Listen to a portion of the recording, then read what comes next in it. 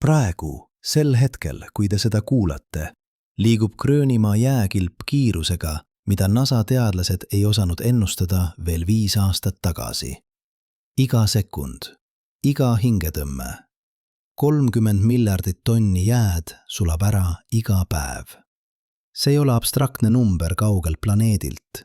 See on vesi, mis liigub täpselt teie suunas, teie linna suunas, teie kodu suunas. Ja kõige hirmutavam pole see, mis toimub praegu, vaid see, kui kiiresti see kõik toimub.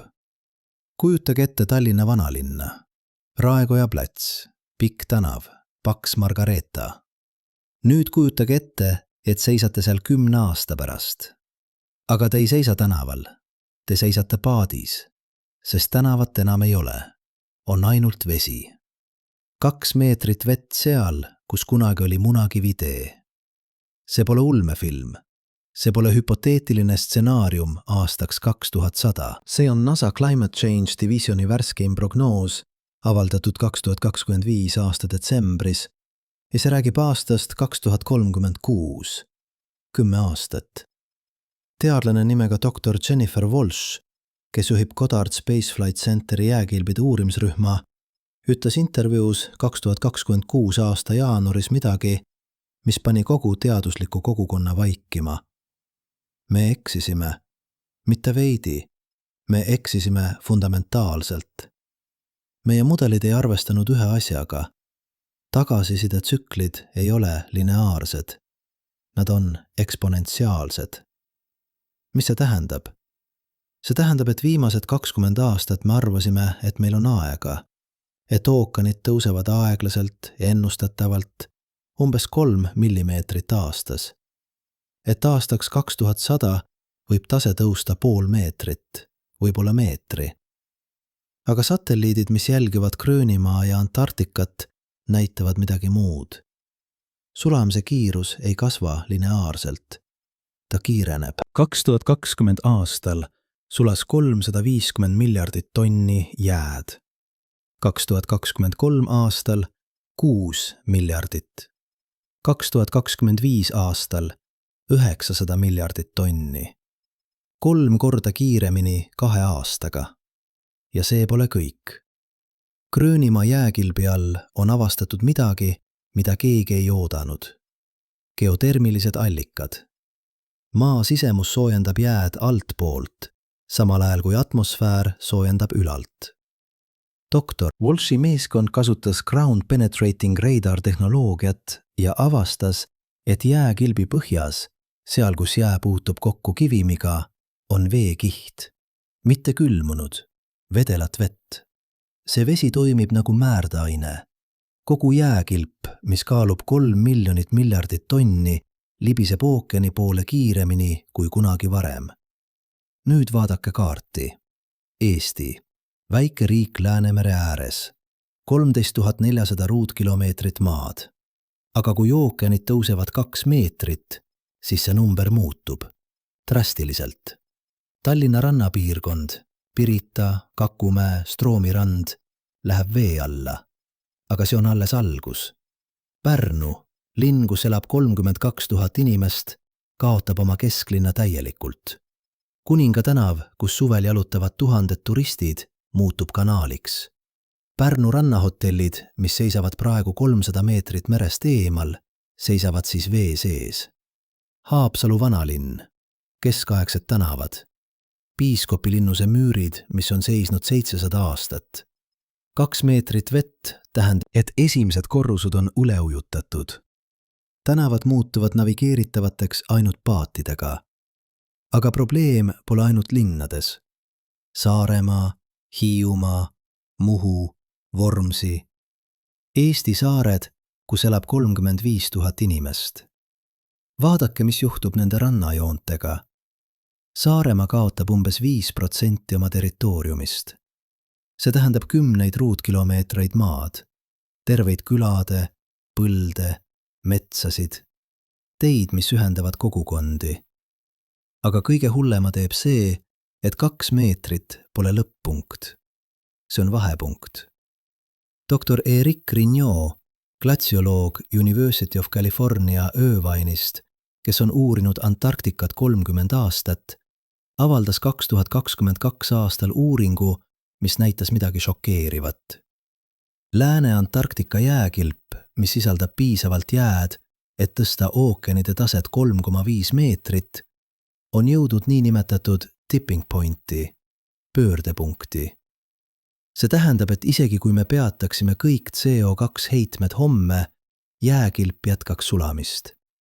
Protsess on muutunud isemajandavaks. Miks? Sest jää on valge. Valge pind peegeldab päikesevalgust tagasi kosmosesse. Aga kui jää sulab, paljastub tume kivim või tume ookean. Tume pind neelab soojust. Rohkem soojust tähendab rohkem sulamist. Rohkem sulamist tähendab rohkem tumedat pinda. See on tagasiside-tsükkel, mida me ei saa enam peatada. Kujutage ette, et te lükkate suurt kivi mäest alla. Esimesed meetrid te saate seda kontrollida.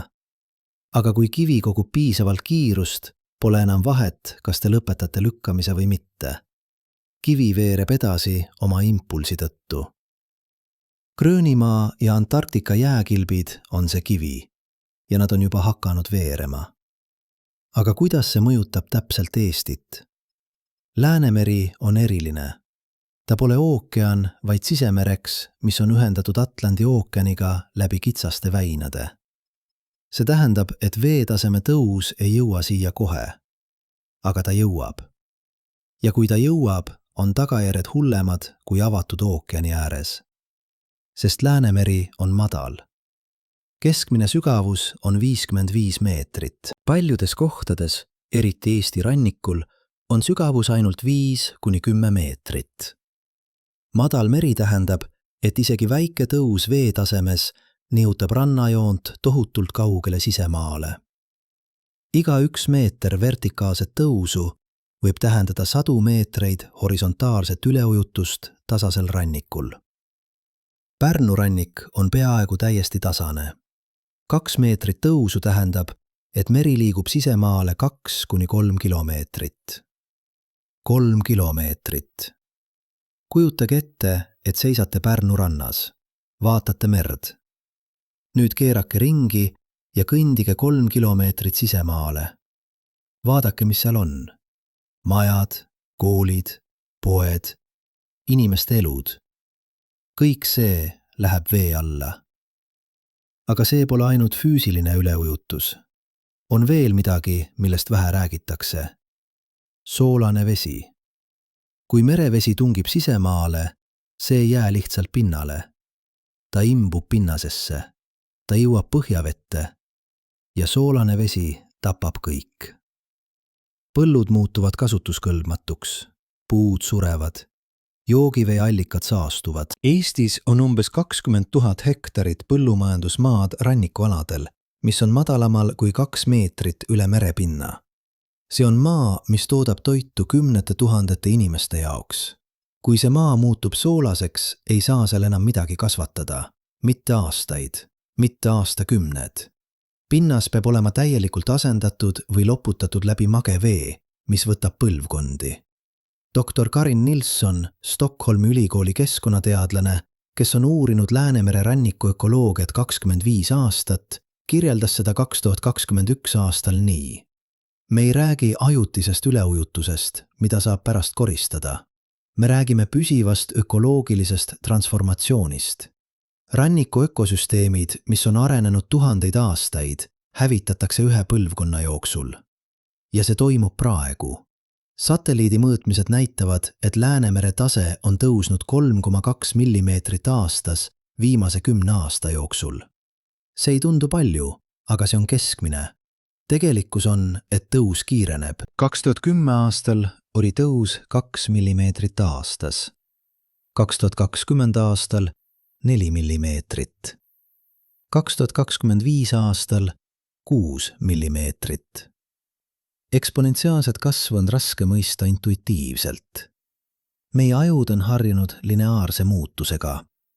Aga eksponentsiaalne kasv tähendab, et asjad, mis tunduvad aeglased alguses, muutuvad äkki plahvatuslikult kiireks. On üks kuulus mõistatus, mis illustreerib seda. Kujutage ette tiiki, kus kasvab vesiroosid. Iga päev kahekordistub vesirooside arv.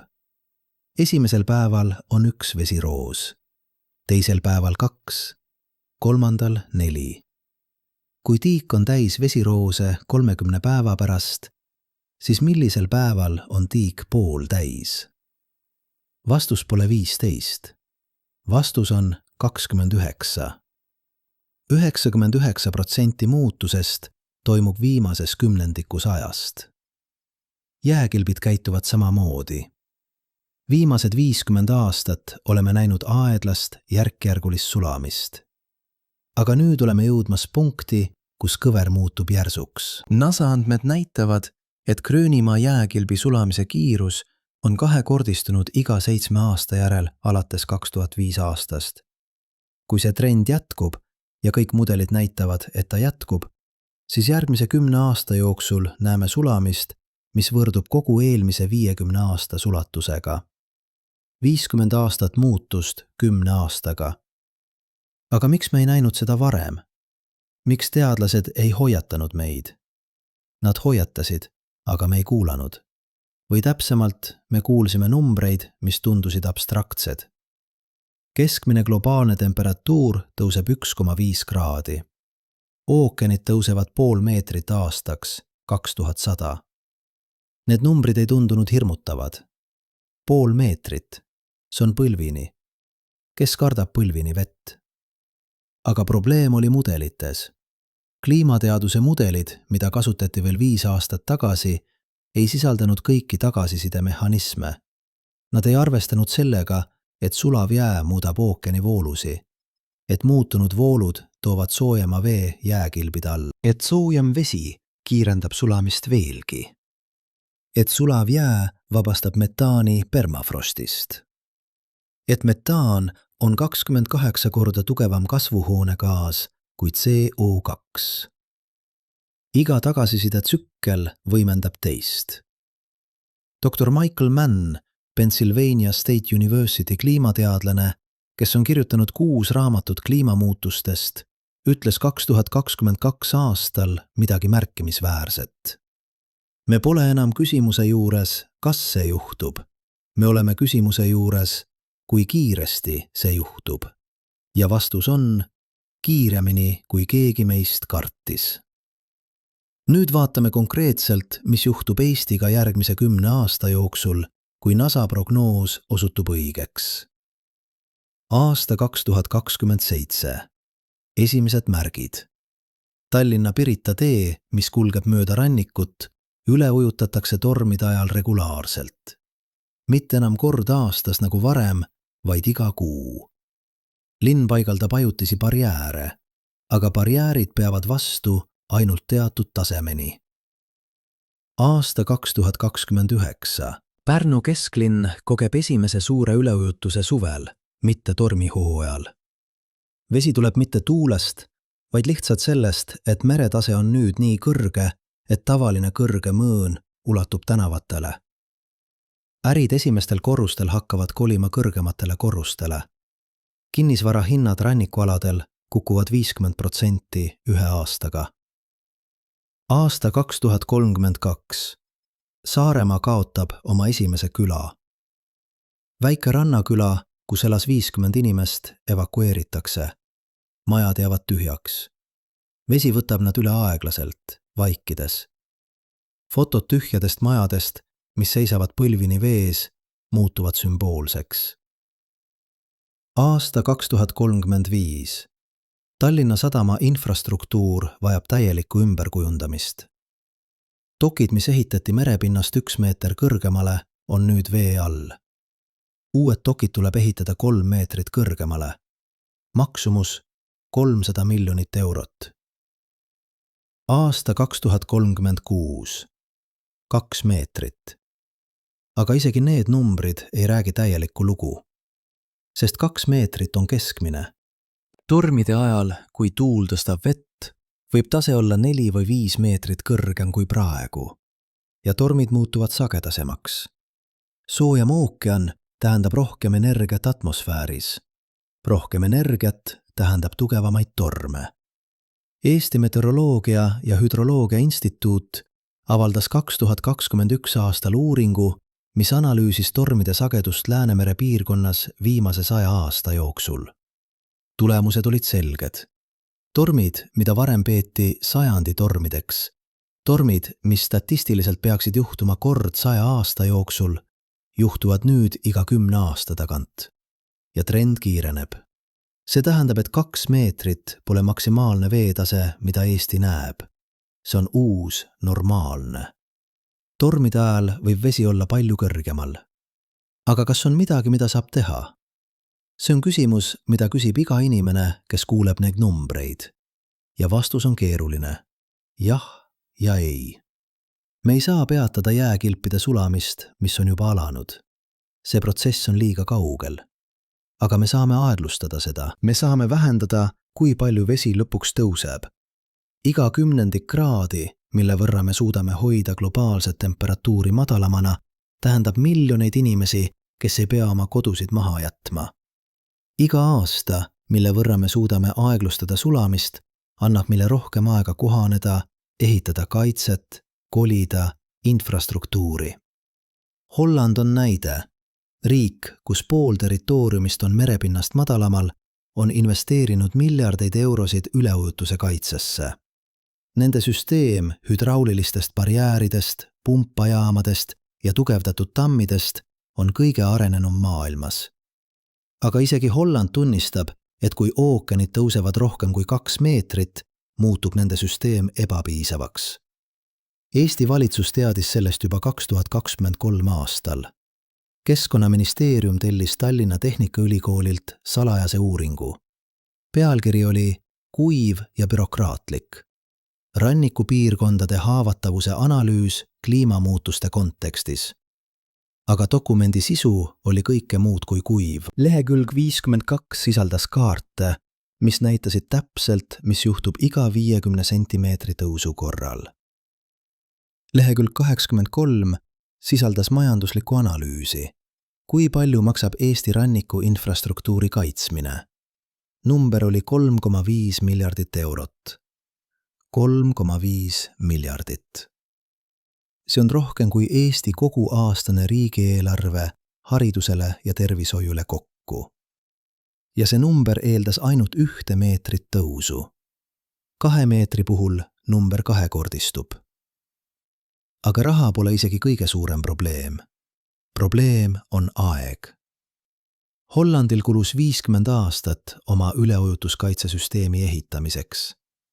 Nad alustasid pärast suurt üleujutust 2093 aastal, mis tappis 1800 inimest. Neil oli motivatsioon, neil oli raha, neil oli aeg. Eestil on 10 aastat. 10 aastat, et teha see, mida Holland tegi 50 aastaga. Aga vaatame, mis on võimalik. Sest ükskõik kui sünge pilt on, inimesed on alati leidnud viise kohaneda. Küsimus pole, kas me saame midagi teha, vaid mis me saame teha piisavalt kiiresti. Esimene lahendus on barjäärid. Mitte lihtsalt betoonis seinad, vaid nutikad liikuvad süsteemid, mis võivad avada ja sulgeda vastavalt vajadusele. Maeslandkering Hollandis on selle parim näide. 2 tohutut terasest väravat, igaüks kaalub 6700 tonni, mis tavaliselt lebavad põhjas, aga tõusevad üles, kui torm läheneb. Kogu süsteem on täisautomaatne. Arvutid jälgivad ilmaprognoose, meretaset, tuulekiirust. Kui oht ületab teatud läve, väravad tõusevad. Tallinna jaoks tähendaks see barjääri Tallinna lahe suudmes. Umbes 3 kilomeetrit pikk konstruktsioon, mis ulatub Kakumäe poolsaarelt Viimsi poolsaareni. Maksumus umbes 600 miljonit eurot. Ehitusaeg 5–7 aastat, kui kõik läheb ideaalselt. Aga Tallinn on ainult üks linn. Pärnu vajab oma süsteemi. Haapsalu vajab oma süsteemi. Narva-Jõesuu, Kuressaare, Kärdla. Iga rannikulinn vajab kaitset. Ja siis on veel 10 väiksemaid asulaid. Kas me ehitame barjäärid kõikjale? Kas me saame seda endale lubada? Kas me jõuame õigeks ajaks? Teine lahendus on kolimine. mitte kogu linn, vaid kriitilise infrastruktuuri ümberpaigutamine kõrgemale maale. Haigla, mis asub praegu rannikul, kolib 5 kilomeetrit sisemaale. Elektrijaam, pumpajaam, reoveepuhasti, kõik, mis peab töötama ka üleujutuse ajal, liigub ohutsooni. Singapur tegi midagi sarnast 2010 aastatel. Nad ehitasid uue sadama, Marina Bay, kus kogu infrastruktuur on 5 meetrit üle merepinna. Vanad dokid jäeti madalamale, aga kõik kriitilised süsteemid, elekter, side, kontroll on kõrgemal. Kui torm tuleb ja vanad dokid üle ujutatakse, sadam jätkab töötamist. Eesti võiks teha sama, aga see tähendab miljardite eurode investeeringut infrastruktuuri, mis on praegu täiesti funktsionaalne. Poliitiline tahe selliseks otsuseks on raske leida, sest inimesed ei näe ohtu veel. 2 meetrit tundub abstraktne, aasta 2036 tundub kaugel. Aga on üks riik, mis ei pea seda abstraktseks. Maldiives. Maldiives on saareste India ookeanis, kus kõrgeim punkt kogu riigis on 2,4 meetrit üle merepinna. Keskmine kõrgus on 1,5 meetrit. Kui ookeanid tõusevad 2 meetrit, kaob Maldiives kaardilt. Täielikult. 400 000 inimest kaotavad oma koduriigi. Maldiivisi valitsus teab seda. Nad on teadnud juba 20 aastat. Ja nad on teinud midagi radikaalselt erinevat. Nad ei ehita barjääre. Nad ehitavad ujuvat linna. Projekt nimega Quote 10 algas 2020 aastal. Idee on lihtne. Kui maa läheb vee alla, ela vee peal. Ujuvad platvormid, ankurdatud merepõhja, aga võimelised tõusma ja langema koos lainetega. Esimene faasi 9000 elanikku on valmis 2028 aastaks. Kas Eesti võiks teha midagi sarnast? Tehniliselt jah. Läänemeri on rahulikum kui India ookean. Lained on väiksemad. Tormid on ennustatavamad. Ujuv infrastruktuur oleks isegi lihtsam ehitada siin kui Maldiivesil. Aga psühholoogiliselt. Eestlased on elanud sellel maal 1000 aastat. Idee maha jätta rannik, mida meie esivanemad on harinud, kaitsnud, ehitanud, see on midagi, mida on raske aktsepteerida. Aga ajalugu näitab, et inimesed kohanevad, kui nad peavad. Veneetsia on elanud veega koos 1000 aastat. Linn, mis ehitati Soomaale, kus maad polnud. Ainult mudased saared.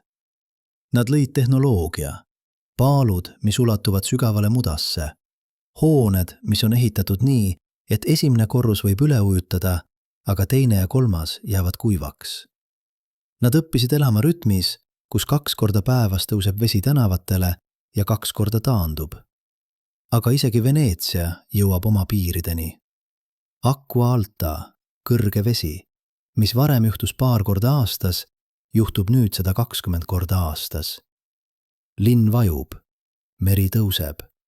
Ja isegi nende kuulus Moose projekt, liikuvad barjäärid, mis maksid 6 miljardit eurot, suudab kaitsta ainult teatud tasemeni. 3. lahendus on radikaalseim.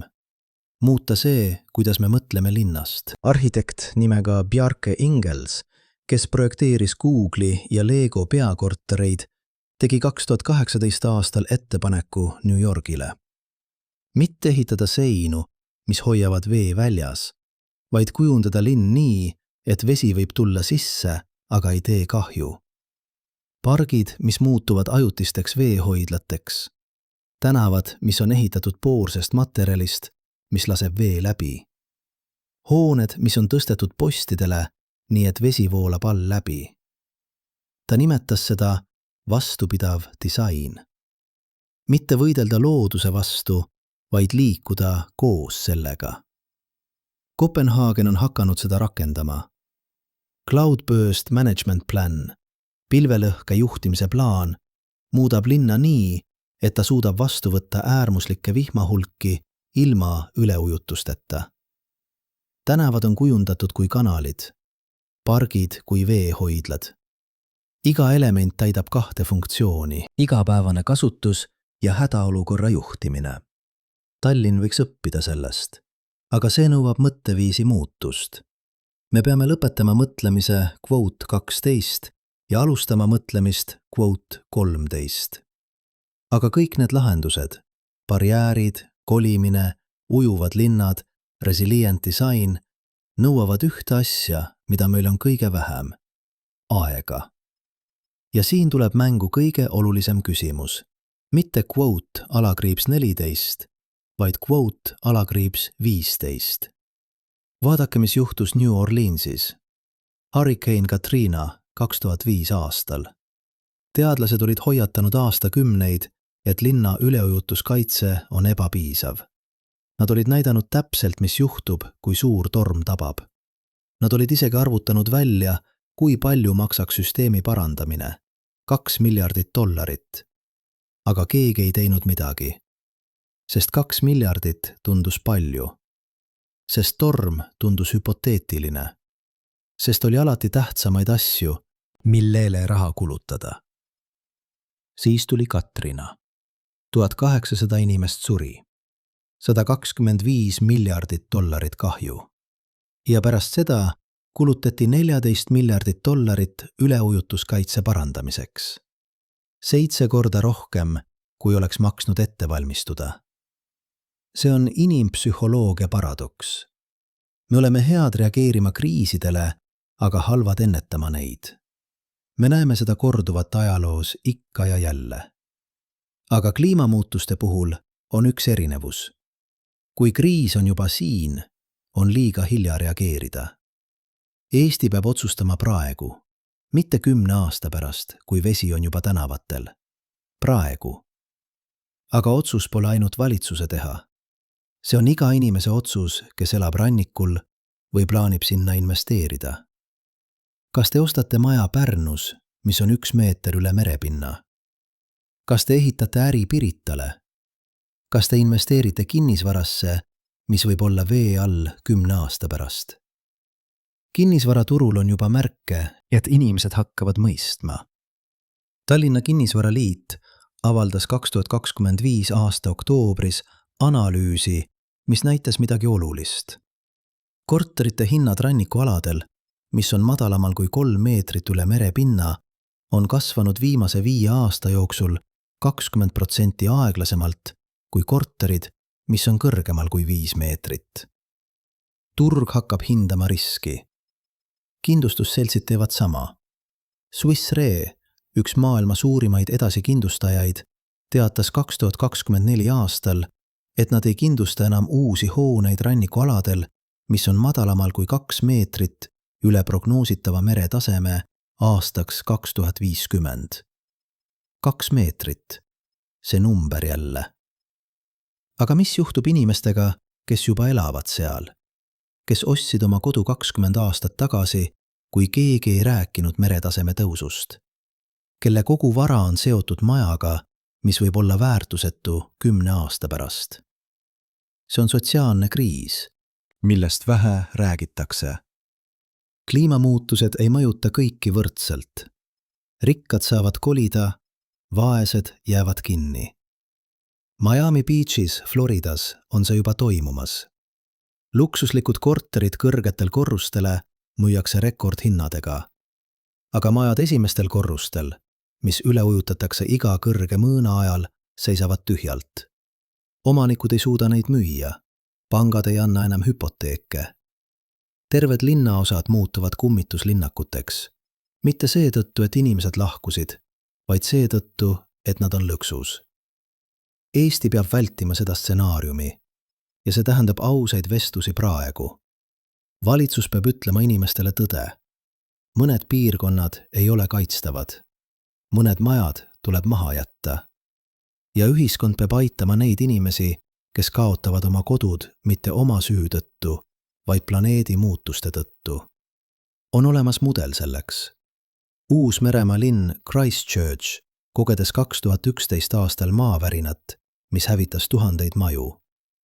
Valitsus lõi programmi nimega Red Zone, mis ostis välja kõik majad piirkondades, mis olid liiga ohtlikud taasehitamiseks. Inimesed said õiglase hinna oma vara eest ja abi uue kodu leidmiseks ohutumas kohas. Eesti vajab midagi sarnast. Coastal Transition Program, ranniku ülemineku programm. Osta välja majad, mis on kõige haavatavamad. Aita inimestel kolida. Tee seda järk-järgult, planeeritult, inimlikult. Mitte oodata, kuni vesi sunnib inimesi põgenema. Aga kõik see, barjäärid, kolimine, kompensatsioon, maksab raha. Palju raha. Ja see toob meid tagasi fundamentaalse küsimuse juurde. Kes maksab? Eesti SKP on 35 miljardit eurot. Rannikukaitse täielik süsteem maksaks umbes 10% sellest. 3,5 miljardit. See on võrreldav sellega, kui me ehitaksime Rail Balticu uuesti. Või kahekordistaksime tervishoiu eelarvet 5 aastaks. Aga on teine viis seda vaadata. Kui me ei tee midagi, kui palju me kaotame. Tallinna Ülikooli majandusteaduskond tegi 2022 aastal analüüsi. Nad arvestasid kokku väärtuse kõigest, mis on rannikualadel madalamal kui 2 meetrit. Kinnisvara, infrastruktuur, põllumajandus, tööstus, turismiobjektid. Kokku 87 miljardit eurot. 87 miljardit. See on rohkem kui 2 korda Eesti aastane SKP. Ja see ei arvesta kaudset kahju, kaotatud töökohad, vähenenud maksutulu, sotsiaalset lõhenemist. Seega küsimus pole, kas me saame endale lubada kaitsta rannikut. Küsimus on, kas me saame endale lubada mitte kaitsta seda. Aga raha tuleb kuskilt ja siin on 2 võimalust. Esimene, Euroopa Liit. EL on loonud Climate Adaptation Fund, kliimakohanemise fondi, mis eraldab miljardeid eurosid liikmesriikidele, et aidata neil valmistuda kliimamuutusteks. Eesti võiks taotleda osa sellest. Aga konkurents on tihe. 27 riiki, kõik vajamas raha, kõik esitamas projekte. Teine, rahvusvaheline kliimarahastu. Riigid, kes on tekitanud kõige rohkem CO2 heiteid, USA, Hiina, Euroopa suurriigid, on lubanud aidata väiksemaid riike, kes kannatavad kliimamuutuste all, kuigi nad ei ole neid põhjustanud. Pariisi kliimaleppe artikkel 9 räägib sellest. Aga lubadused ja tegelikkus on 2 erinevat asja. 2015 aastal lubati $100 miljardit aastas arengumaadele. 2020 aastal see summa saavutati esimest korda. 5 aastat hilja. Ja see raha läks peamiselt Aafrikasse ja Aasias. Eesti kui arenenud riik ei kvalifitseeru. Seega realistlikult Eesti peab leidma raha ise. Ja see toob meid tagasi isikliku vastutuse juurde. Iga maksumaksja, iga kodanik. Kas te olete valmis maksma rohkem makse, et kaitsta rannikut? Kas te olete valmis, et valitsus kulutab vähem haridusele või tervishoiule ja rohkem üleujutuskaitsele? Need on ebamugavad küsimused, aga need on küsimused, millele me peame vastama järgmise paari aasta jooksul. Sest aeg tiksub. Iga päev, mis möödub ilma otsuseta, on päev vähem aega valmistuda. Iga kuu, mis kulub poliitilisele vaidusele, on kuu, mis võiks kuluda ehitamisele. Iga aasta, mis läheb planeerimisele, on aasta, mis ei lähe teostamisele. Ja 10 aastat on üllatavalt lühike aeg, kui räägime infrastruktuuriprojektidest. Rail Baltic, raudtee, mis ühendab Tallinna, Riiat ja Kaunast, algas planeerimisega 2009 aastal. 27 aastat hiljem see pole veel valmis.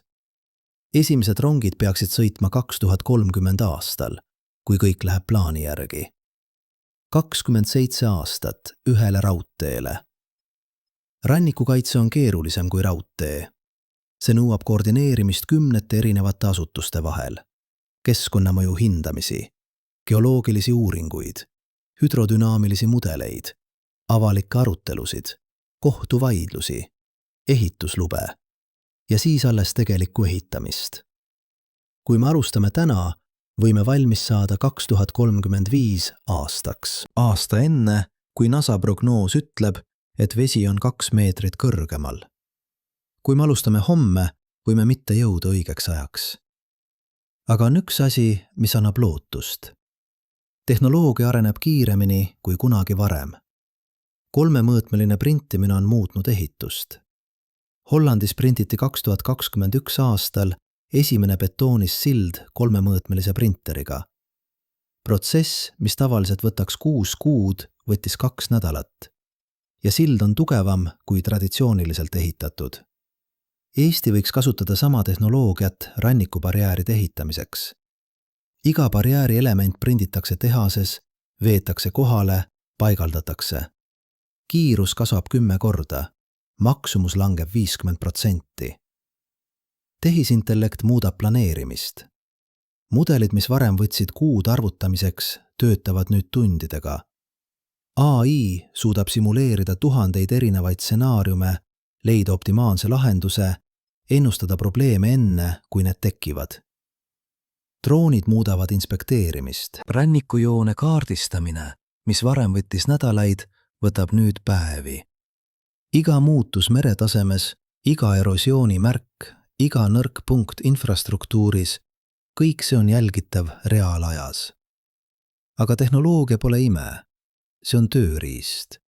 Ja tööriist on kasulik ainult siis, kui keegi seda kasutab. Lõpuks jõuame tagasi inimeste juurde. Mitte tehnoloogia, mitte raha, mitte isegi mitte aeg pole kõige kriitilisem tegur. Kõige kriitilisem on tahe. Tahe tunnistada, et probleem on reaalne. Tahe teha raskeid otsuseid. Tahe ohverdada lühiajalisi mugavusi pikaajalise ellujäämise nimel. Ja siin on Eestil üks eelis. Me oleme väike riik. Väike riik saab liikuda kiiremini kui suur. Meil pole 10 bürokraatia kihte. Meil pole föderaanseid ja regionaalseid valitsusi, kes vaidlevad omavahel. Meil on üks valitsus, üks otsus, üks suund. Kui me otsustame tegutseda, saame tegutseda kiiresti. Taani näitas seda. Riik, mis on sarnase suurusega Eestiga, otsustas 2010 aastal muutuda süsinikuneutraalseks aastaks 2050. 20 aastat hiljem nad on poolel teel. Tuuleenergia katab 50% nende elektritarbimisest. Kopenhaagen on üks maailma rohelisemaid linnu. Eesti võiks olla Läänemere Taani. Väike riik, mis näitab, kuidas kohaneda, kuidas ellu jääda, kuidas õitseda isegi muutuvas maailmas. Aga see nõuab, et me alustame praegu. Aga Eesti pole üksi. Sel hetkel, kui te seda kuulate, on 237 miljonit inimest maailmas, kes elavad vähem kui 2 meetrit üle merepinna. 237 miljonit. See on rohkem kui kogu Brasiilia rahvastik, rohkem kui Jaapan ja Saksamaa kokku. Ja nad kõik vaatavad samadele NASA satelliitidele, loevad samu prognoose, küsivad samu küsimusi.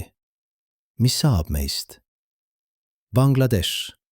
Riik, kus elab 165 miljonit inimest, millest 35 miljonit elab rannikualadel. Gangese delta, üks viljakamaid piirkondi planeedil, kus kasvatatakse riisi, mis toidab pool Aasiat. 2 meetrit tõusu tähendab, et 20% riigist läheb vee alla. 20%. Kujutage ette, et Eestist kaoks üleöö Harjumaa ja Ida-Virumaa. Täielikult. Kuhu lähevad 35 miljonit inimest? India ei taha neid. Pakistan ei taha neid. Myanmar ei taha neid. Maailm räägib pagulaste kriisist Süürias, kus 500 000 inimest põgenes. Aga see on miski võrreldes sellega, mis tuleb. Climate refugees, kliimapaklased, on termin, mida ÜRO hakkas kasutama 2018 aastal. 2030 aastaks prognoositakse 100 miljonit kliimapaglast. 100 miljonit inimest, kes peavad leidma uue kodu, sest nende vana kodu on vee all. Aga vaatame lähemalt, mis toimub erinevates maailma osades, sest iga piirkond seisab silmitsi erinevate väljakutsetega ja igaüks leiab erinevaid lahendusi. Jaapan on alati olnud meistrid kohanemisel. Riik, mis on ehitatud vulkaanilisele saarestikule, kus maavärinad ja tsunamid on osa elust. Nad ei võike looduse vastu, nad liiguvad koos sellega. Pärast Fukushima tsunamit 2011 aastal, mis tappis 18 000 inimest, Jaapan investeeris $50 miljardit uude lähenemisse. Mitte kõrgemad seinad, nutikamad seinad. Kamaishi linn ehitas maailma esimese Quote 20. 2 tohutut väravat, igaüks kõrgusega 61 meetrit, mis on varustatud tuhandete sensorite ja AI-süsteemiga. Süsteem ei oota inimese käsku. Ta analüüsib seismilisi andmeid, ookeani põhjarõhku, lainete mustreid. Kui tsunami on teel, väravad sulguvad automaatselt 30 sekundi jooksul. 30 sekundit. Aga kõige geniaalsem pole kiirus. Kõige geniaalsem on see, et süsteem õpib. Iga kord, kui lained tulevad, AI analüüsib, mis töötas ja mis mitte. Järgmine kord ta on targem. See pole staatiline sein. See on elav süsteem, mis areneb. Eesti võiks õppida sellest. Mitte ehitada lihtsalt barjääre, vaid ehitada nutikaid barjääre. Süsteeme, mis ei vaja inimest, et otsustada, millal sulguda. Süsteeme, mis näevad tormi tulevat enne, kui ilmateenistus seda teatab. Aga Jaapan on rikas riik. Nende SKP on $5 triljonit.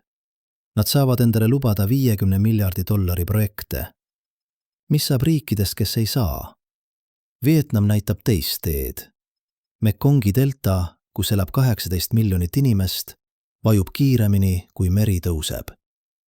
Jah, te kuulsite õigesti. Maa vajub. Põhjus on põhjavee ülepumpamine ja setete puudumine, sest jõge on paisutatud. Tulemus: mõnes kohas vajub maa 5 sentimeetrit aastas. Samal ajal meri tõuseb 3 millimeetrit aastas. Kokku 8 sentimeetrit aastas. 10 aastaga 80 sentimeetrit. 20 aastaga 1,6 meetrit.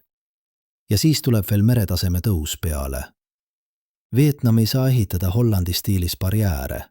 Neil pole raha, neil pole tehnoloogiat. Aga neil on midagi muud. Tuhandete aastate kogemus elamisest veega. Ujuvad küsiviljapõllud.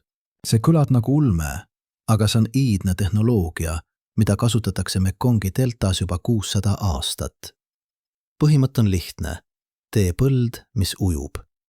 Bambusraam, täidetud veetaimedega, kaetud mullaga. Kui vesi tõuseb, põld tõuseb koos sellega. Kui vesi langeb, põld langeb. 2020 aastal Vietnami valitsus alustas programmi, mis õpetab talunikele, kuidas ehitada kaasaegseid ujuvaid põlde. Mitte ainult riisi, vaid köögivilju, puuvilju, isegi kalu. Terved ujuvad farmid, mis toodavad toitu sõltumata sellest, kui kõrge on vesi. Esimese 2 aastaga ehitati 5000 ujuvat farmi. 2025 aastaks 50 000. Ja need ei ole väikesed aiamaad. Mõned on üle hektari suurused, toodavad piisavalt toitu 100 perekonna jaoks. Eesti võiks kohandada seda. Mitte põllumajandusele, vaid võib-olla puhkealadele. Ujuvad pargid Tallinna lahes, ujuvad restoranid Pärnu rannas. Infrastruktuur, mis ei võitle veega, vaid kasutab seda.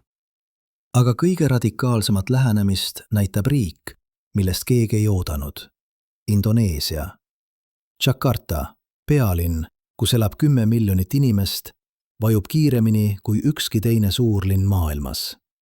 Kuni 25 sentimeetrit aastas mõnes piirkonnas. Põhjus? Linn on ehitatud soole ja põhjavee pumpamine on põhjustanud maa kokkuvarisemise. Aastaks 2050 võib 35% linnast olla vee all. Indoneesia valitsus tegi 2021 aastal otsuse, mis šokeeris maailma. Nad ei hakka päästma Jakartat.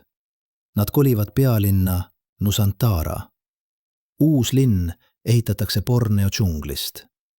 $32 miljardit, 2 miljonit elanikku.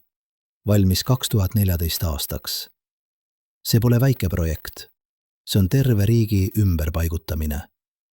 Kriitikud ütlevad, et see on hullumeelsus. Et raha peaks minema Jakarta kaitsmisesse, mitte uue linna ehitamisesse.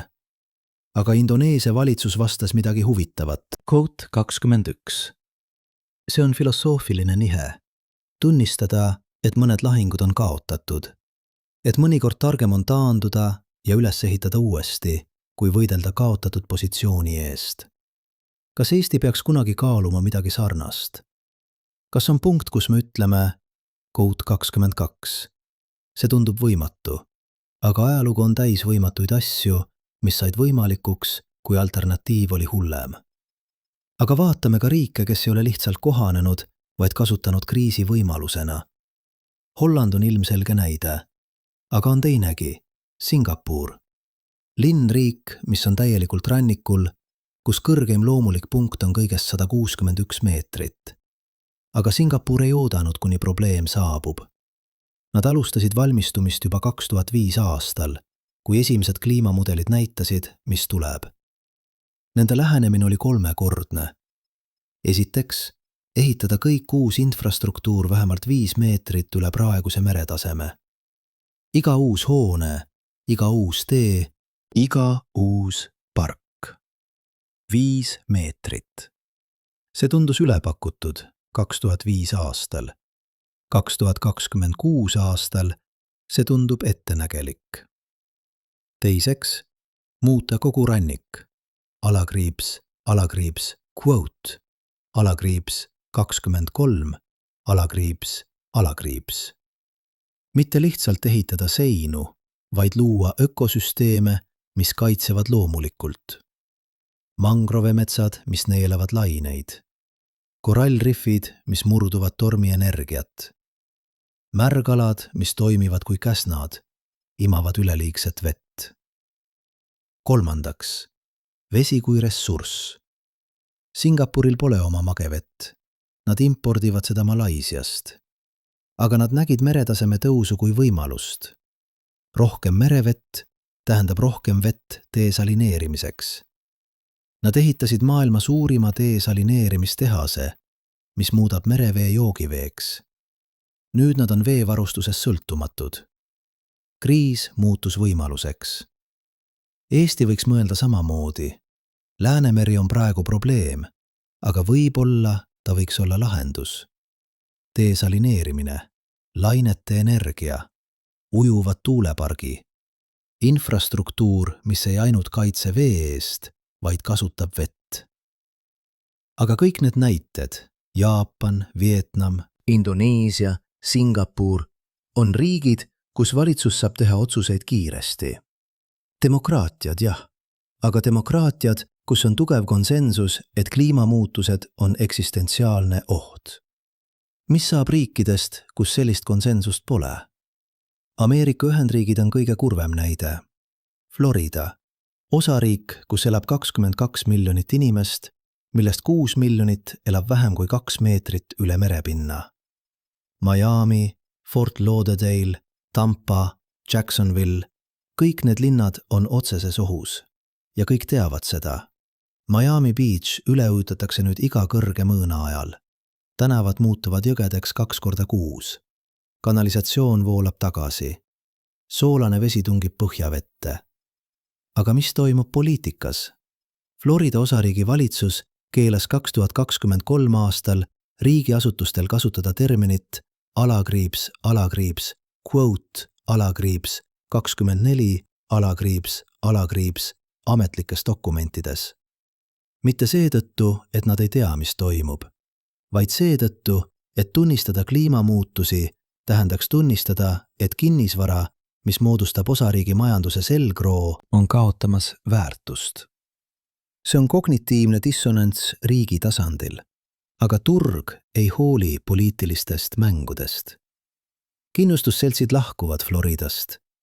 6 suurimat kindlustusandjat teatasid 2024 ja 2025 aastal, et nad ei paku enam uusi polisse rannikualadel. Pangad muutuvad ettevaatlikuks hüpoteekide andmisel. Kinnisvara hinnad hakkavad langema. Ja siis on inimesed, kes on lõksus. kes ostsid oma unistuste kodu Miami Beachis 10 aastat tagasi, maksid $500,000 ja nüüd ei leia ostjat isegi 100 000 eest. Kes maksavad hüpoteeki maja eest, mis on vee all 3 päeva kuus. Eesti peab vältima seda lõksu. Ja see tähendab ausust. Valitsus peab ütlema inimestele tõde, isegi kui tõde on ebamugav. Isegi kui tõde tähendab, et kinnisvara hinnad langevad. Isegi kui tõde maksab valimisi. Sest alternatiiv on hullem. Alternatiiv on see, mis toimub Floridas. Aeglane, valusam kollaps, kus inimesed kaotavad kõik, sest keegi ei hoiatanud neid õigel ajal. Aga on ka lootuse märke. Linnad, mis tegutsevad isegi siis, kui riiklikud valitsused ei tegutse. New York City on parim näide. Pärast Hurricane Sandyt 2012 aastal, mis põhjustas $65 miljardit kahju, linn otsustas, et nad ei oota föderaalvalitsuse abi. Nad hakkavad tegutsema ise. Big U projekt. $10 miljardit, 23 kilomeetrit rannikukaitset ümber Manhattani. Aga mitte lihtsalt seinad. Pargid, mis on ehitatud nii, et nad võivad üle ujutada, aga kaitsevad hooneid nende taga. Tänavad, mis on tõstetud. Metroojaamad, mis on varustatud veekindlate väravatega. Projekt algas 2014 aastal. Esimene faas valmis 2021 aastal. Teine faas valmib 2029 aastal. Kolmas faas 2035. 21 aastat ühele projektile. Aga kui see on valmis, Manhattan on kaitstud kuni 3 meetri tõusu vastu. Tallinn võiks õppida New Yorgi lähenemisest. Mitte oodata, et keegi teine lahendab probleemi. Võtta vastutus ise. Alustada kohe, isegi kui projekt võtab 20 aastat. Aga kõige inspireerivam lugu tuleb kohast, kust keegi ei oodanud. Kiribati. Kiribati on väike saareriik Vaikses ookeanis. 13 000 inimest, 33 saart, keskmine kõrgus 2 meetrit. Kui ookeanid tõusevad 2 meetrit, Kiribati kaob täielikult. Terve riik, terve kultuur, terve keel, kõik läheb vee alla. Kiribati president Anote Tong ütles 2018 aastal ÜROs midagi, mis pani kogu saali vaikima. Me ei küsi teie kaastunnet, me ei küsi teie abi. Me küsime ainult ühte. Mäletage meid. Kui meie saared on läinud, mäletage, et me olime siin. Et meil oli kultuur, keel, lood. Et me olime inimesed, mitte statistika. Aga Kiribati ei anna alla ilma võitluseta. Nad ostsid 2014 aastal maad Fidžilt 20 ruutkilomeetrit. Plaan on kolida kogu rahvas sinna järk-järgult. Mitte pagulastena, vaid kui rahvas, kes viib oma kultuuri, oma keele, oma identiteedi uude kohta. See on midagi, mida ajaloos pole kunagi tehtud. Terve riigi planeerimine, kolimine. Aga Kiribati näitab, et kui alternatiiv on hävimine, siis võimatu muutub võimalikuks. Eesti pole Kiribati. Meil pole vaja kolida tervet riiki, aga me võime õppida nende julgusest, nende valmisolekust vaadata tõele otsa ja teha raskeid otsuseid. Sest lõpuks kõik need lood, Jaapan, Vietnam, Indoneesia, Singapur, New York, Kiribati, räägivad ühest asjast, kohanemisvõimest. Inimesed on alati kohanenud. Me oleme elanud jääajal ja kõrbetes. Me oleme ehitanud linnu mägedesse ja soomaale. Me oleme leidnud viise elada igas keskkonnas, mida planeet on meile pakkunud. Aga seekord on erinev. Sest seekord me ei kohane looduslike muutustega, mis toimuvad tuhandete aastate jooksul. Me kohaneme muutustega, mida me ise põhjustasime ja mis toimuvad ühe põlvkonna jooksul. Kiirus on see, mis teeb selle nii raskeks. Aga kiirus on ka see, mis teeb selle nii oluliseks. Sest kui me suudame kohaneda piisavalt kiiresti, kui me suudame ehitada kaitset, kolida infrastruktuuri, muuta oma linnu enne, kui vesi saabub, siis me elame üle. Ja kui me elame üle, me ei ole lihtsalt ellu jäänud. Me oleme õppinud midagi fundamentaalset. Me oleme õppinud, kuidas elada planeedil, mis muutub. Kuidas ehitada ühiskonda, mis on resilient. Kuidas teha otsuseid, mis arvestavad mitte ainult täna, vaid ka homme. See on pärand, mida me võime jätta järgmistele põlvkondadele. Mitte täiuslik maailm, aga maailm, kus me õppisime kohanema. Ja Eesti võib olla osa sellest loost. Väike riik, mis näitas, kuidas valmistuda, kuidas kaitsta, kuidas ellu jääda. Aga ainult, kui me alustame praegu. Sest kell tiksub ja iga päev, mis möödub, on päev vähem aega. 10 aastat.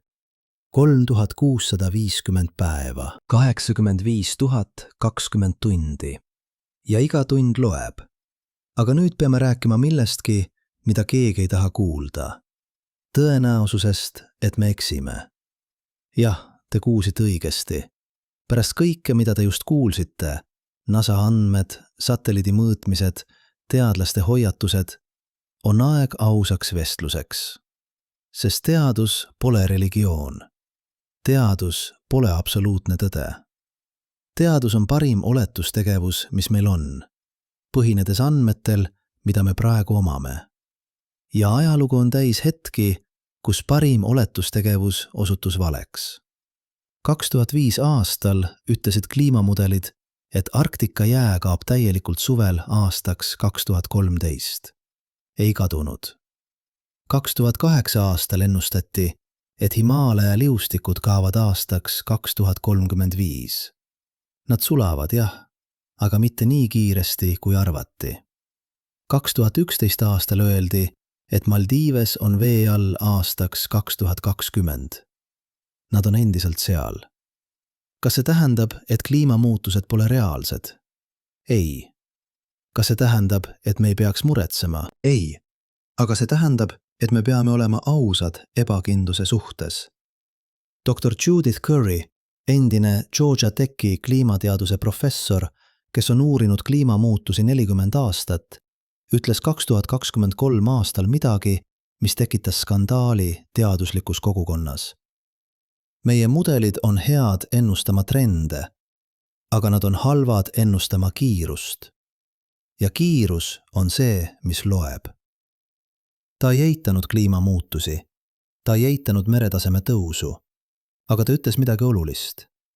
Vahe 2 meetri tõusu aastaks 2036 ja 2 meetri tõusu aastaks 2050 on tohutu. Esimene tähendab katastroofist, teine tähendab, et meil on aega valmistuda. Ja me ei tea kindlalt, kumb on õige. NASA prognoos, millest me rääkisime, 2 meetrit 10 aastaga, põhineb eeldusel, et praegune kiirendus jätkub. Aga mis siis, kui see ei jätku? Mis siis, kui Gröönimaa jääkilp stabiliseerub? Mis siis, kui me avastame tagasiside mehhanismi, mis aeglustab sulamist? See pole soovmõtlemine. See on teaduslik ausus. Intergovernmental Panel on Climate Change, IPCC, avaldas 2021 aastal oma 6. hinnangu raporti. 1000 lehekülge analüüsi, 1000 teadlased. Ja nende keskne prognoos meretaseme tõusu kohta aastaks 2100 oli 0,5 meetrit kuni 1 meeter. Mitte 2 meetrit. 0,5 meetrit kuni 1 meeter. Jah, nad mainisid, et madala tõenäosusega kõrge mõjuga stsenaarium võib olla 2 meetrit. Aga see pole nende keskne prognoos. Keskne prognoos on palju väiksem. Seega miks NASA ütleb midagi muud? Sest NASA vaatab uusimaid andmeid, mida IPCC raport ei sisaldanud. Satelliidi mõõtmised aastast 2023, 2024, 2025. Andmed, mis näitavad, et sulamine kiireneb kiiremini, kui keegi ootas. Aga kas need andmed on piisavad, et muuta prognoosi nii drastiliselt? 3 aastat andmeid versus 50 aastat andmeid, millel IPCC oma prognoosi põhines? See on aus küsimus ja vastus on, me ei tea. Me arvame, et jah, aga me ei tea kindlalt. See on ebamugav tõde, sest inimesed tahavad kindlust. Inimesed tahavad, et teadlased ütleksid, see juhtub täpselt nii, täpselt siis. Aga teadus ei tööta nii. Teadus töötab tõenäosustega. On suur tõenäosus, et meretase tõuseb oluliselt järgmise 10 aasta jooksul. On väiksem, aga reaalne tõenäosus, et tõus on dramaatiline, 2 meetrit või rohkem. On väga väike, aga mitte null tõenäosus, et midagi stabiliseerub ja tõus on väiksem, kui me kardame. Ja siin on kõige olulisem küsimus. Kuidas me teeme otsuseid ebakindluse tingimustes? Kujutage ette, et arst ütleb teile, on 80% tõenäosus, et teil on vähk. Me peame tegema operatsiooni kohe. Te teete operatsiooni, eks? Isegi kui on 20% tõenäosust, et eksime. Aga nüüd kujutage ette, et arst ütleb. On 80% tõenäosus, et teil tekib vähk 10 aasta pärast. Me peame tegema ennetava operatsiooni praegu. Kas te teete seda? See on keerulisem otsus. Kliimamuutused on nagu teine stsenaarium. Oht pole praegu, oht on tulevikus. Ja me peame otsustama täna, kui palju me investeerime ennetamisesse, põhinedes ebakindlatel prognooside. Mõned inimesed ütlevad, kui on 80% tõenäosus katastroofist, peame tegutsema nii, nagu see on 100% kindel. See on ettevaatusprintsiip. Parem kaitsta end ohu eest, mis ei pruugi tulla, kui mitte kaitsta end ohu eest, mis tuleb. Teised ütlevad, kui me investeerime miljardeid eurosid probleemi, mis ei pruugi olla nii hull, kui me arvame, raiskame me ressursse, mis võiksid minna tegelike probleemide lahendamisele praegu. Mõlemad argumendid on mõistlikud, aga siin on asi. Me ei pea valima ühte või teist. Me võime teha mõlemat. Adaptive management, kohanev juhtimine, on strateegia, mida kasutatakse ebakindluse tingimustes. Põhimõte on lihtne. Alusta väikeste sammudega, jälgi, mis toimub, kohanda plaani vastavalt uutele andmetele. Eesti puhul see tähendaks, esimene samm, ehita kriitilise infrastruktuuri kaitse kohe, haigla, elektrijaamad, puhastid, asjad, mis peavad töötama ka üleujutuse ajal. See on vajalik sõltumata sellest, kas meretase tõuseb 0,5 meetrit või 2 meetrit. Teine samm, loo detailne monitooringusüsteem, satelliidid, rannikuandurid, merepõhja sensorid. Jälgi täpselt, kui kiiresti vesi tõuseb. Iga kuus, iga aasta, võrdle tegelikke andmeid prognooside. Kui tõus on kiirem kui oodatud, kiirenda ehitust. Kui aeglasem, võid aeglustada. Kolmas samm, ehita moodulitena, mitte üks suur barjäär, mis maksab 3 miljardit eurot ja võtab 10 aastat, vaid 10 väiksemat barjääri, iga üks maksab 300 miljonit ja võtab 1 aasta. Ehita esimene, vaata, kas see töötab, õpi, ehita teine parem ja nii edasi. See lähenemine on aeglasem alguses, aga see on targem, sest see võimaldab meil õppida ja kohaneda, kui me saame rohkem informatsiooni. Aga on veel üks asi, millest me peame rääkima. Asi, mis on veel ebamugavam kui ebakindlus. Võimalus, et me ei suuda peatada seda.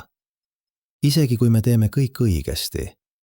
Isegi kui me ehitame kõik barjäärid, kolime kogu infrastruktuuri, investeerime miljardeid. On võimalus, et see pole piisav. Sest meretaseme tõus pole ainus probleem. See on üks probleem paljudest.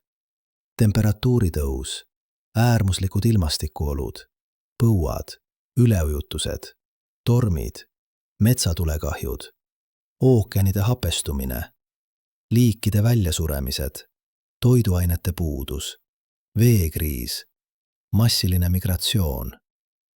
Kõik need probleemid on omavahel seotud ja kõik need probleemid süvenevad samal ajal. Dr. Johan Rockström, Stockholm Resilience Center direktor, kirjeldas seda 2019 aastal kui Cascade of Tipping Points, pöördepunktide kaskaadit. Üks süsteem jõuab pöördepunkti, see käivitab teise süsteemi pöördepunkti, see käivitab kolmanda. Ja äkki me pole enam ühe probleemiga, vaid 10 probleemidega samaaegselt. Ja me ei tea, kus need pöördepunktid täpselt on. Me teame, et Gröönimaa jääkilp on tõenäoliselt jõudnud pöördepunkti. Aga kas Lääne-Antarktika jääkilp on jõudnud? Võib-olla. Kas Amazonase vihmamets on jõudnud? Mõned teadlased ütlevad jah, teised ütlevad mitte veel. Kas Atlandi ookeani voolud on jõudnud? Me ei tea. Ja see teadmatus on hirmutav. Aga see on ka reaalsus, millega me peame elama. Me elame ajastul, kus me muudame planeeti kiiremini, kui me suudame mõista tagajärgi.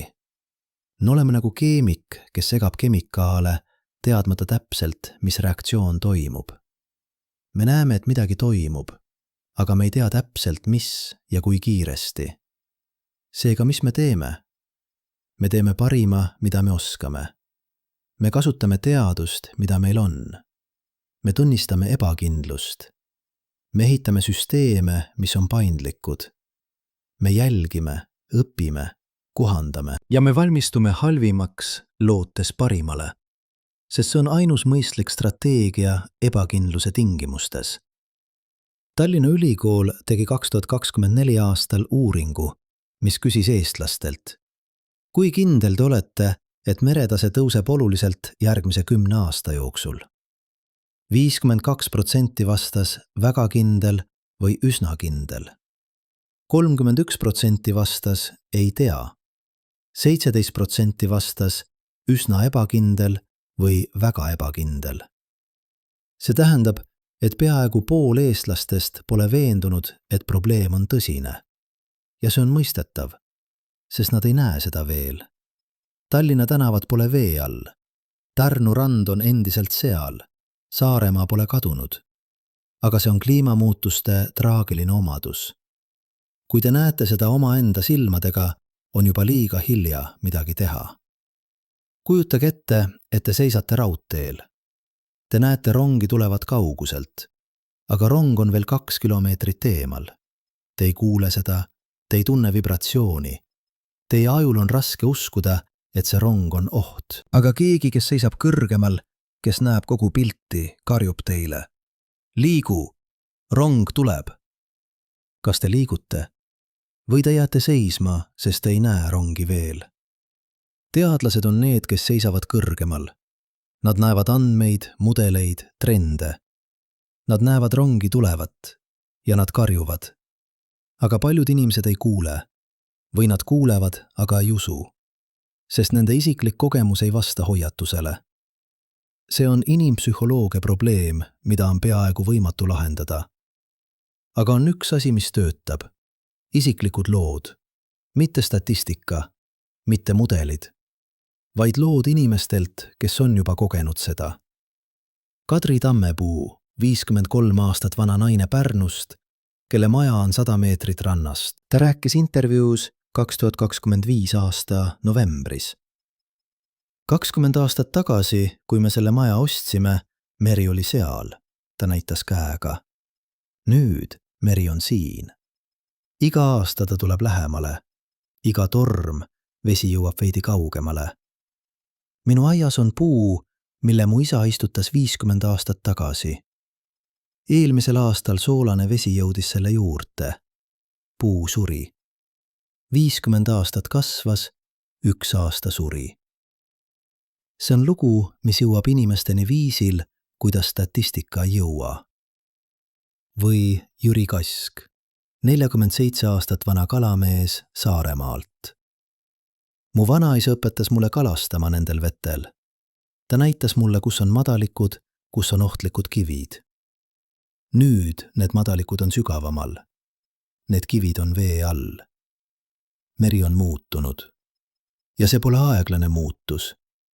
Viimase 5 aastaga ma olen näinud rohkem muutust kui eelmise 20 aastaga. Need lood on võimsamad kui ükski teaduslik raport, sest need on reaalsed. Need on inimesed, keda me võime uskuda. Need pole abstraktsed numbrid. Need on naabrid, sõbrad, pereliikmed. Ja neid lugusid muutub rohkem iga aastaga. Aga isegi kui me aktsepteerime, et probleem on reaalne, on veel üks küsimus.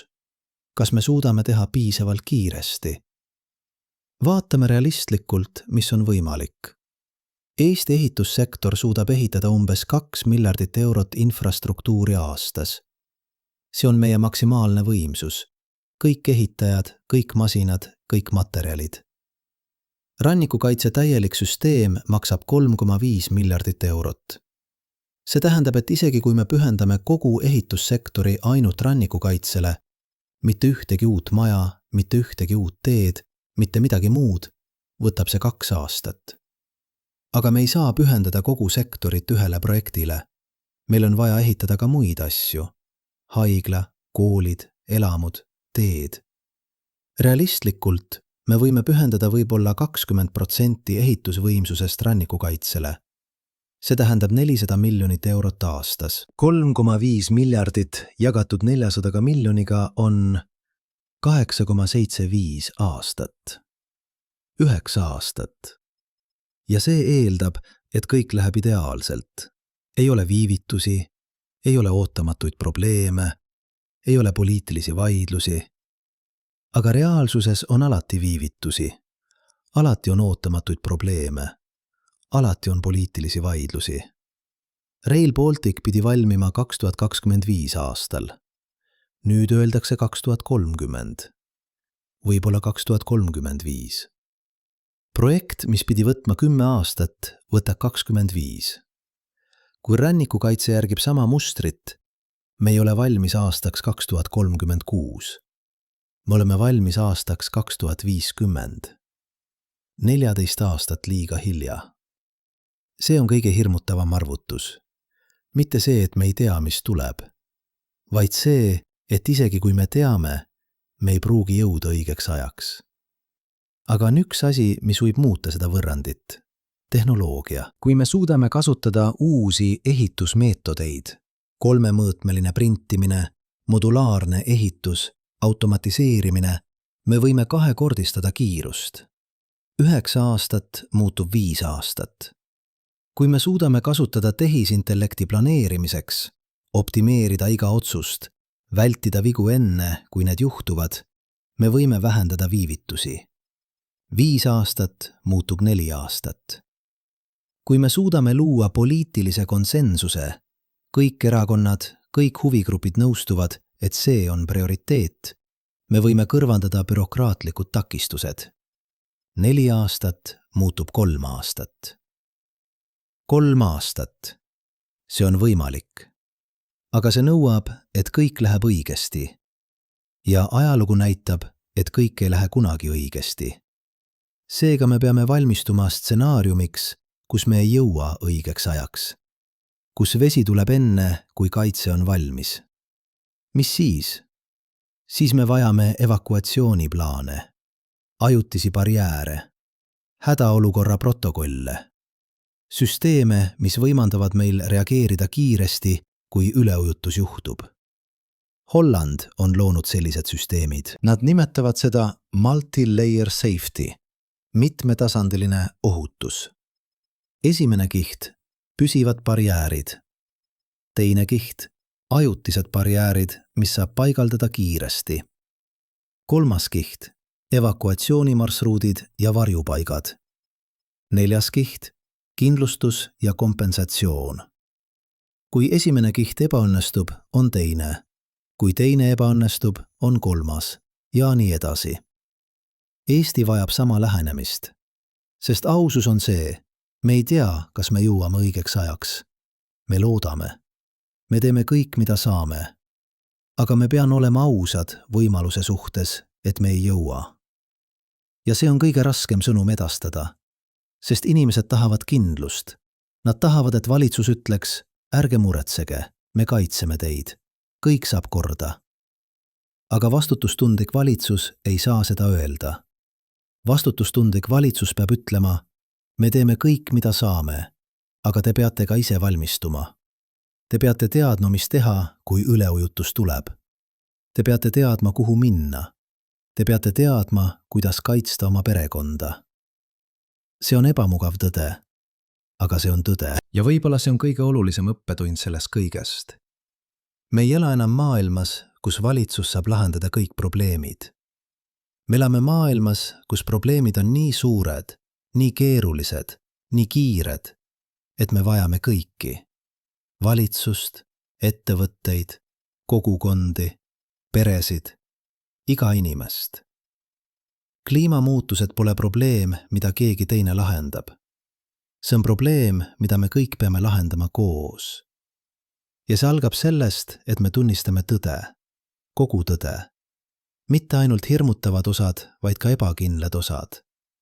Mitte ainult see, mida me teame, vaid ka see, mida me ei tea. Sest ainult siis, kui me oleme ausad ebakindluse suhtes, saame me teha targaid otsuseid. Ainult siis, kui me tunnistame oma piiranguid, saame me leida viise neid ületada. Ainult siis, kui me aktsepteerime, et me ei pruugi õnnestuda, saame me teha kõik, et õnnestuda. Ja võib-olla, ainult võib-olla, see on piisav. Aga nüüd peame rääkima millestki, mis on suurem kui Eesti. Suurem kui meretaseme tõus. Suurem isegi kui kliimamuutused. Me peame rääkima sellest, mida see kõik tähendab. Sest kui te vaatate piisavalt kaugele, piisavalt sügavale, siis see lugu pole tegelikult meretaseme tõusust. See on lugu millestki fundamentaalsemast. See on lugu sellest, kuidas inimkond õpib elama planeedil, mida ta ise muudab. Mõelge sellele hetkeks. Kogu inimkonna ajalugu, 200 000 aastat, me oleme elanud planeedil, mis oli stabiilne. Temperatuur kõikus, jah. Jääajad tulid ja läksid, aga need muutused võtsid tuhandeid aastaid. Inimese eluea jooksul planeet ei muutunud. Teie vanaisa nägi sama kliimat, mida nägi tema vanaisa. Sama meretaset, samu aastaaegu. See stabiilsus on see, mis võimaldas tsivilisatsiooni. Te ei saa ehitada linna, kui te ei tea, kas see on vee all 10 aasta pärast. Te ei saa rajada põldu, kui te ei tea, kas seal sajab vihma või on põud. Te ei saa planeerida tulevikku, kui tulevik on ettearvamatu. Aga nüüd, esimest korda inimkonna ajaloos, planeet muutub kiiremini kui inimese eluiga. Laps, kes sünnib täna, elab täiskasvanuks saades maailmas, mis on fundamentaalselt erinev maailmast, kuhu ta sündis. Ja see pole looduslik muutus. See on meie muutus. Me oleme muutunud geoloogiliseks jõuks. Homo sapiens, liik, mis kaalub keskmiselt 70 kilogrammi, on muutnud planeeti viisil, mis on võrreldav asteroidide kokkupõrkega või supervulkaanide pursetega. Mõelge sellele. Iga sekund me põletame 90 000 tonni fossiilkütuseid. Iga sekund. See on rohkem energiat kui 1000 Hiroshima pommi. Ja me teeme seda iga sekund, iga minut, iga tund, iga päev, juba 200 aastat. Kogu see energia läheb kuhugi. Füüsika esimene seadus, energia ei kao. Ta muutub. Ja meie puhul ta muutub soojuseks, mis läheb atmosfääri, ookeanidesse, jääkilpidesse. Me oleme soojendanud planeeti 1,2 kraadi viimase 150 aasta jooksul. 1,2 kraadi ei tundu palju, aga see on keskmine. Arktika on soojenenud 4 kraadi, mõned piirkonnad 6 kraadi. Ja see soojenemine käivitab protsesse, mida me ei saa enam peatada.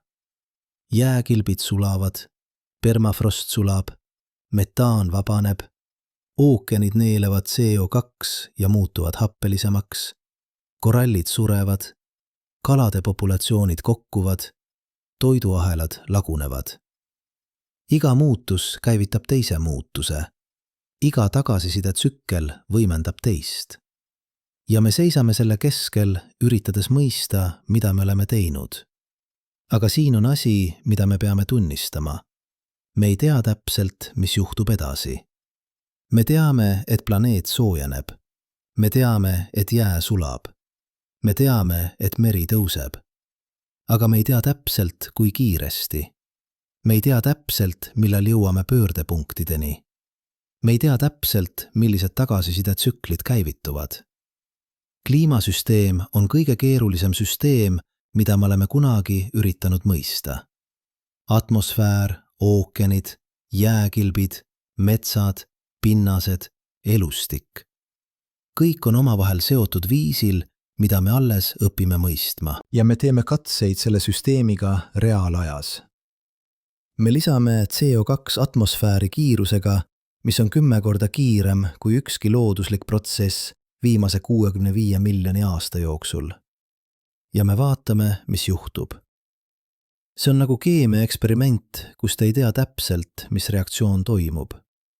Te teate, et midagi toimub. Te näete mulli, te tunnete soojust. Aga te ei tea, kas see on aeglane reaktsioon või kas see on hetk enne plahvatust.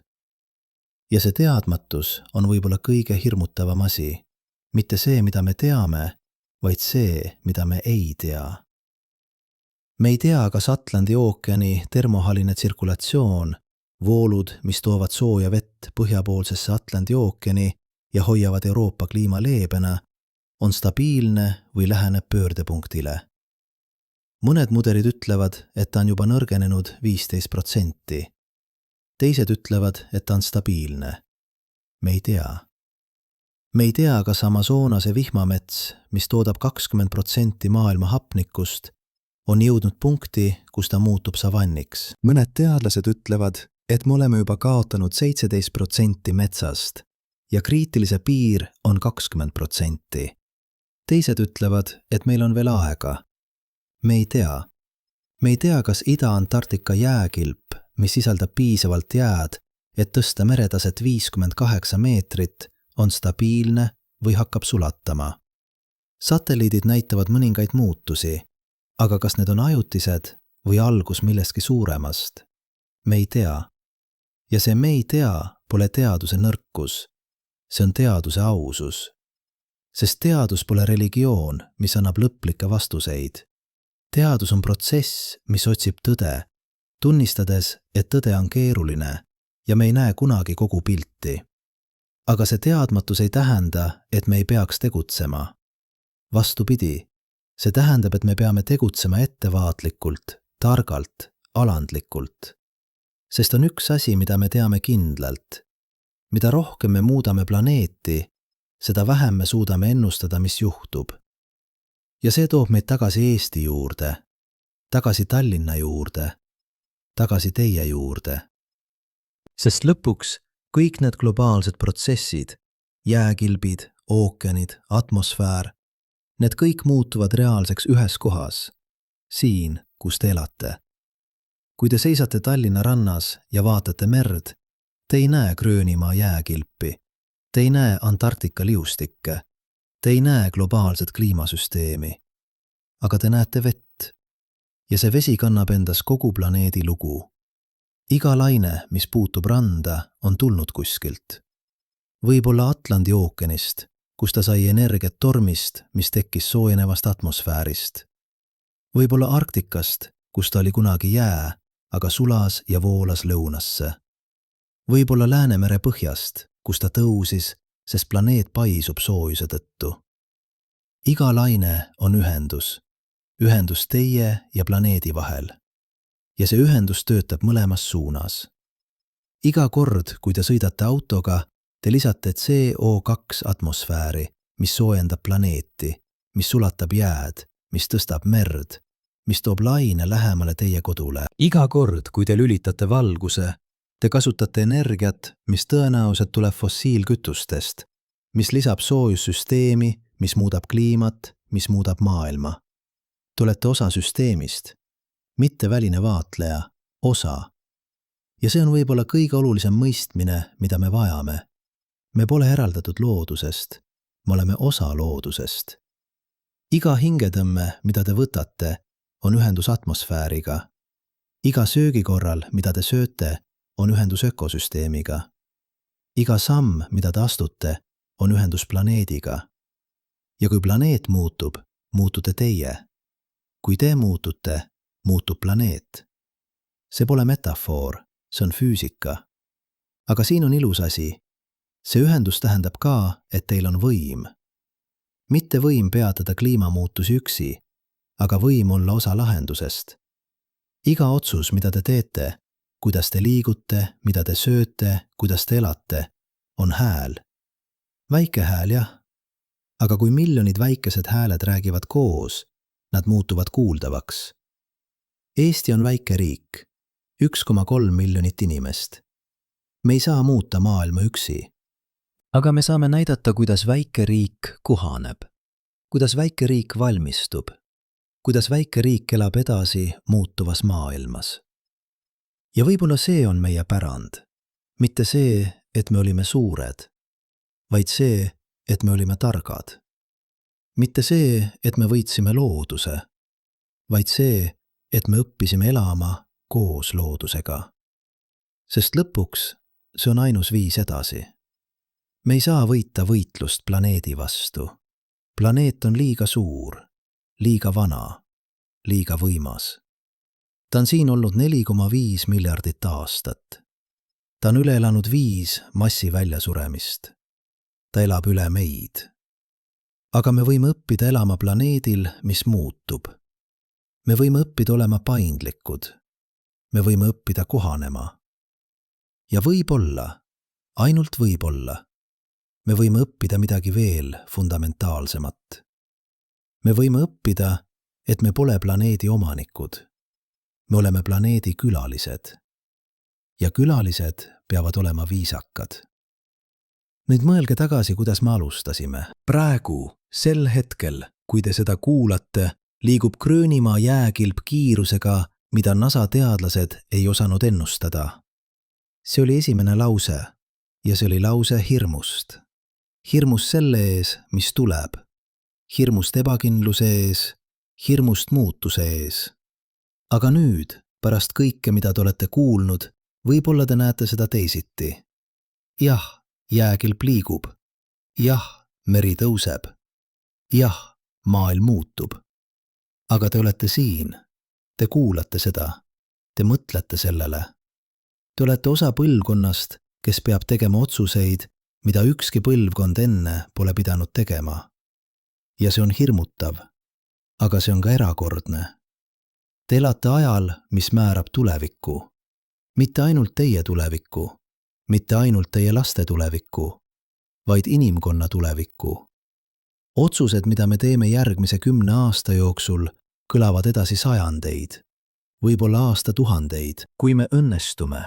Kui me suudame kohaneda, kui me suudame ehitada ühiskonna, mis on resilient, kui me suudame elada planeedil, mida me oleme muutnud, siis me oleme tõestanud midagi olulist.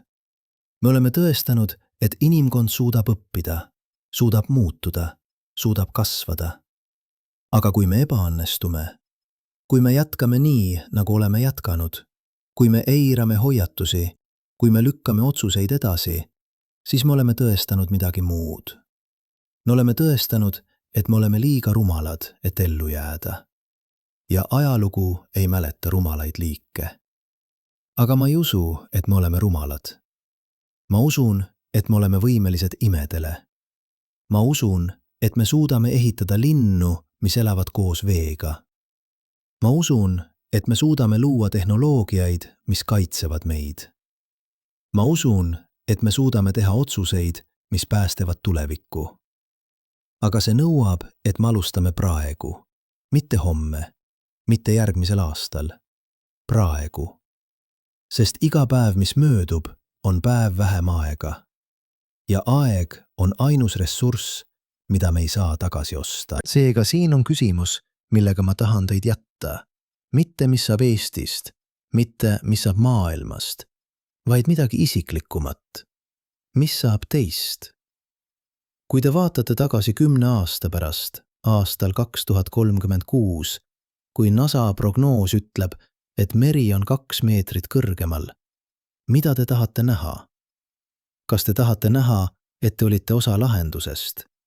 Et te tegite otsuseid, mis aitasid? Et te rääkisite, tegutsesite, muutsite? Või kas te tahate näha, et te vaatasite kõrvalt? Et te teadsite, mis tuleb, aga ei teinud midagi? See on teie valik, mitte valitsuse valik, mitte teadlaste valik. Teie valik. Sest lõpuks ajalugu ei ole tehtud valitsustest või teadlastest. Ajalugu on tehtud inimestest, kes otsustasid tegutseda, kui teised vaatasid kõrvalt. Ja võib-olla te olete üks neist inimestest. Võib-olla te olete see, kes alustab vestlust oma perekonnas, kes küsib oma linnalt, mis nad teevad, kes hääletab poliitikute poolt, kes võtavad seda tõsiselt, kes muudab oma elu viisil, mis vähendab teie jalajälge. Väikesed sammud, aga miljonid väikesed sammud muutuvad liikumiseks ja liikumine muudab maailma. Seega, kui te lahkute siit, kui see video lõpeb ja te lähete tagasi oma elu juurde, ma palun teid mõelda ühele asjale. Planeet muutub, see on fakt. Aga kuidas me muutume koos sellega, on valik. Me võime muutuda hirmunuks, passiivseks, lootusetuks. Või me võime muutuda targaks, aktiivseks, lootustandvaks. Valik on meie ja aeg valida on praegu. Sest 10 aasta pärast, kui te seisate Tallinna rannas ja vaatate vett, mis on 2 meetrit kõrgemal kui täna, te ei küsi enam, mis juhtus. Te küsite, mida ma tegin. Ja ma loodan, et vastus on, ma tegin kõik, mida sain. Sest see on ainus vastus, millega me saame elada. Ainus vastus, mis annab meile õiguse vaadata oma lastele silma ja öelda, me üritasime. Ja võib-olla, ainult võib-olla, see on piisav. Mitte kindlus, mitte garantii, aga võimalus. Võimalus, et me suudame. Võimalus, et me õpime. Võimalus, et me elame üle. Ja mõnikord võimalus on kõik, mida me vajame. Sest võimalus on see, mis hoiab meid liikumas edasi, isegi kui tee on raske. Võimalus on see, mis muudab hirmutava tuleviku väljakutseks. Võimalus on see, mis teeb meist inimesed.